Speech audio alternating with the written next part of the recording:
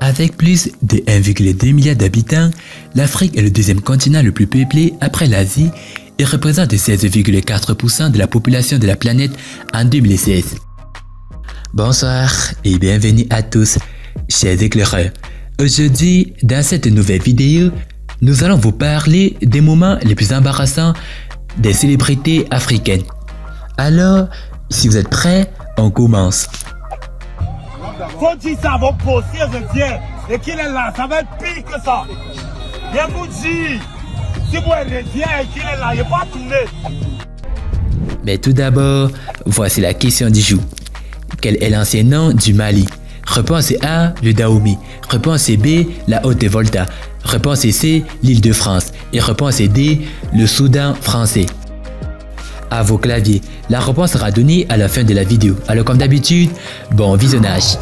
Avant de commencer, n'oubliez pas de vous abonner et d'activer la cloche de notification, car cela va vous permettre de ne pas manquer nos prochaines vidéos.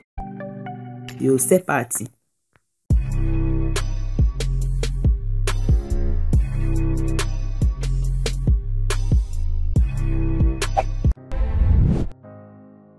Edo Seyawo tombe lors d'une soirée à Ouagadougou.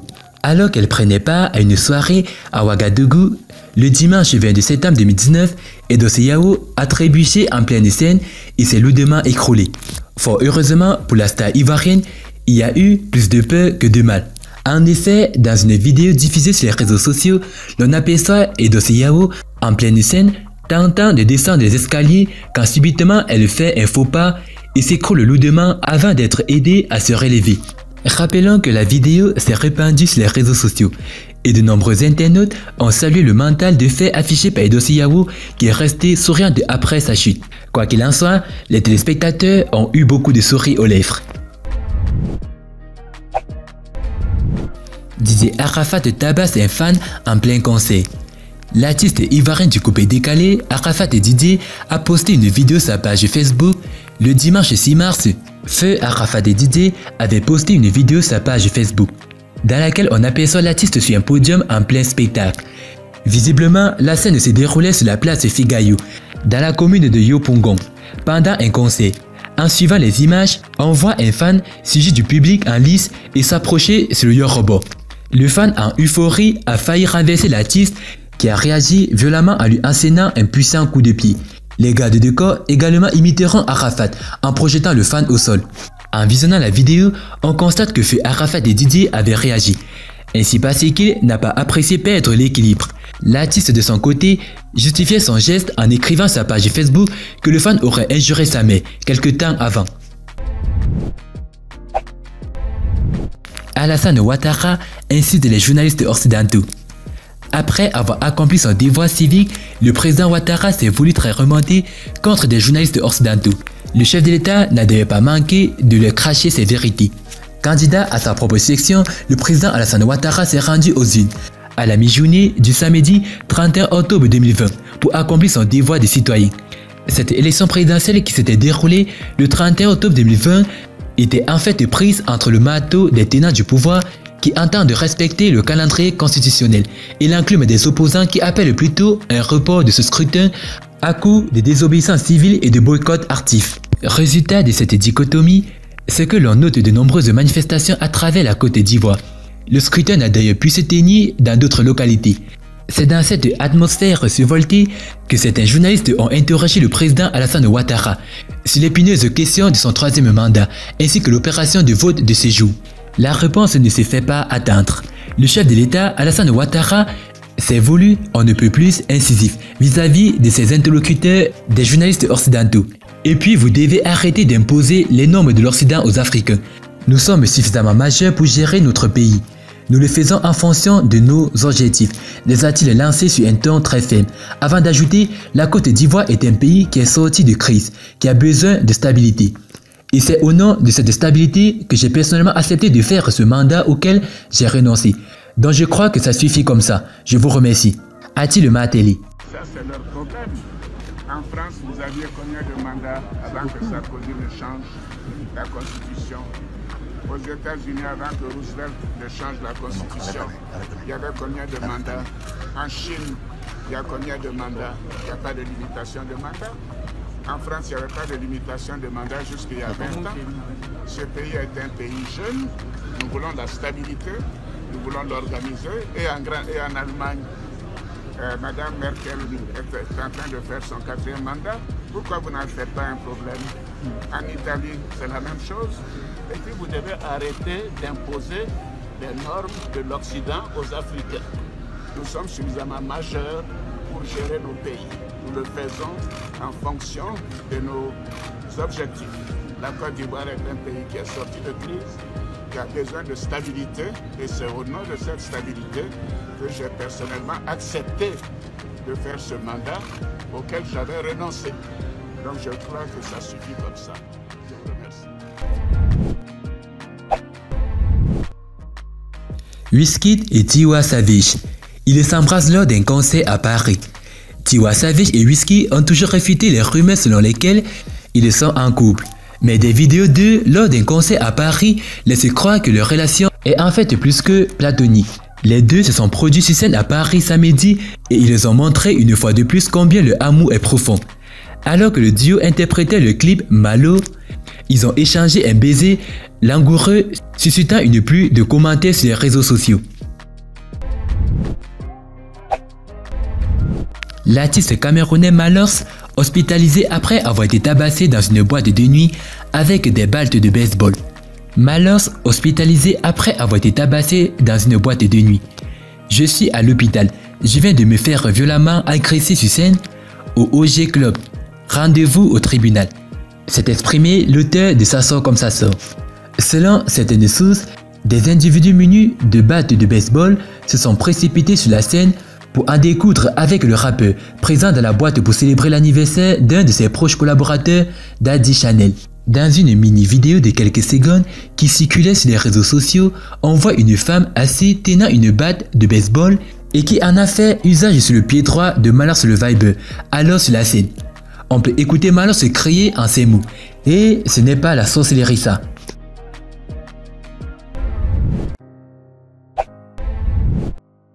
Ténor et Nenos le Kamsi se bagarrent dans un snack bar. Depuis un moment, la toile était calme. Les Camerounais croyaient qu'ils auraient eu un moment de repos après la bataille entre Lady Ponce et Coco Argenté. Tout a commencé par le post que l'artiste de James, Dame Record, a fait sa page Facebook concernant Mix et Nenos. Nous tenons à rappeler qu'il y a quelques mois, c'est à Mix que Ténor lançait quelques fléchettes toujours sur les RS. Nenos a tout de même répondu avant que tout ça n'en arrive au point. Étant donné que son post a été fait sur Facebook, la toile comme d'habitude est entrée en ébullition. Mais bon, tout le monde pensait que c'était juste pour faire le buzz. Grande fut la surprise quand un matin, nous recevons des vidéos d'une bagarre entre Ténor et Nenos dans un snack bar à Yaoundé. Et après quelques échanges de voix, les coups de main se sont invités. C'était vraiment l'un des moments les plus embarrassants. Faut dire ça à vos possiers, je viens. Et qu'il est là, ça va être pire que ça. Viens vous dire. Si vous revient et qu'il est là, il n'est pas tourné. Didier Arafat embrasse sa danseuse Rita sur scène. En effet, le 1er janvier dernier, Feu Didier Arafat se produisait en concert live au Palais de la Culture d'Abidjan. Lors de ce concert, un fait n'a pas pu passer inaperçu. Feu Arafat et Didier a demandé à sa danseuse Rita de l'embrasser sur la bouche. Une scène qui a suscité le buzz et a poussé l'artiste à réagir. Selon lui, c'était juste un baiser amical.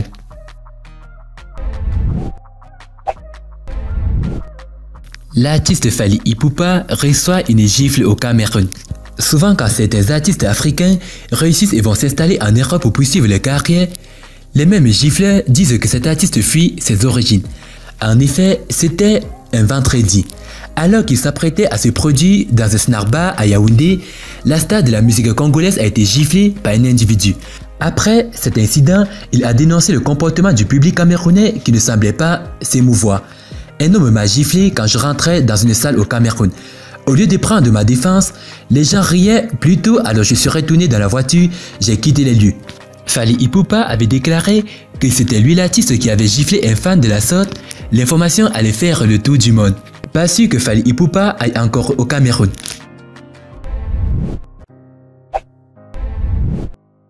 Ariel Cheney demande pardon à genoux pour sa rébellion à Didier Arafat.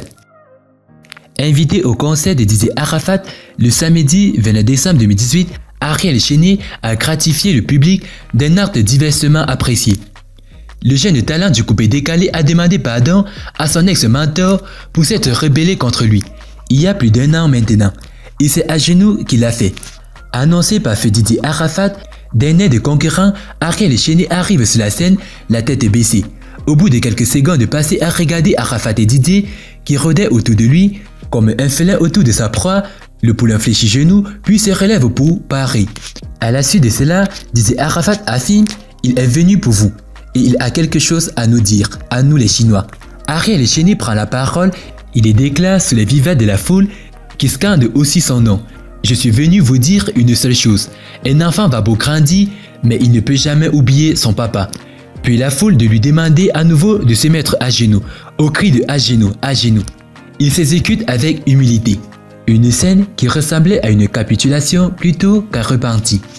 Quoi qu'il en soit, le public avait vivement apprécié. Sadio Mané pète un plomb après son remplacement contre Burnley. Sadio Mané est sorti très en colère lors du match de Liverpool contre Burnley, 3-0, en août 2019 dans le cadre de la 4e journée de Premier League. Le Sénégalais s'en est pris verbalement à Mohamed Salah et Jürgen Klopp, qui a calmé le jeu en conférence de presse.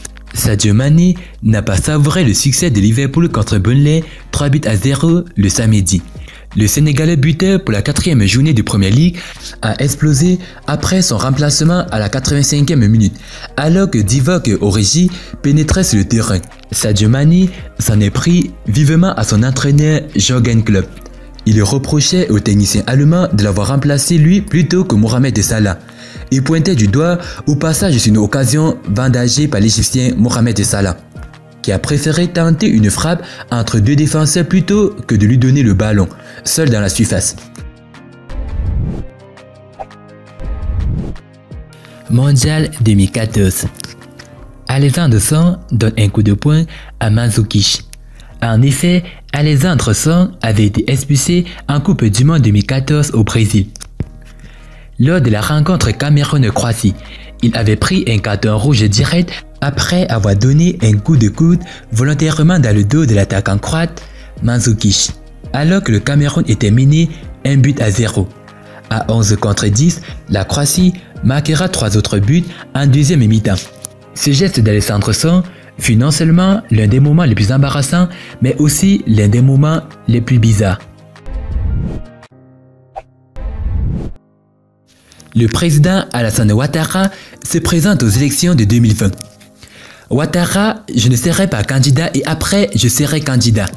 En effet, dans un discours à la nation prononcé un jeudi, le chef de l'État ivoirien a officialisé son intention de briguer un 3e mandat. Lors de ce discours de 25 minutes, Ado a justifié sa décision de revenir son choix initial de ne pas briguer un 3e mandat. J'avais fait part le 5 mars dernier à toute la nation de ma volonté de ne pas faire un acte de candidature et de passer la main à une nouvelle génération. J'avais commencé à organiser mon départ, planifier ma vie, après la présidence, relancer les activités de ma fondation, avait-il rappelé. Cas de force majeure, mais a expliqué Alassane Ouattara.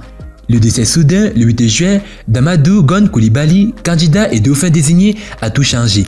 Face à ce cas de force majeure, j'ai décidé de répondre favorablement à l'appel de mes concitoyens. Cette décision mûrement réfléchie est un devoir que j'accepte dans l'intérêt supérieur de la nation, a-t-il précisé, présentant même ce choix comme un sacrifice. Rappelons que la décision d'Alassane Ouattara de ne plus se présenter aux élections avait suscité beaucoup de félicitations et même de la part du président français Emmanuel Macron. Et bah, concernant la question, la réponse est le Soudan français. Félicitations à tous ceux qui ont trouvé la bonne réponse. Rappelons que le Soudan français est le nom porté par la colonie française érigée sur le territoire de l'actuel Mali entre 1890 et 1899. Puis de 1921 à 1958. C'était les moments les plus embarrassants des célébrités africaines. Et parmi tous ces moments, lequel avez-vous trouvé le plus embarrassant? Dites-le nous dans vos commentaires. A plus une prochaine vidéo. Bye bye.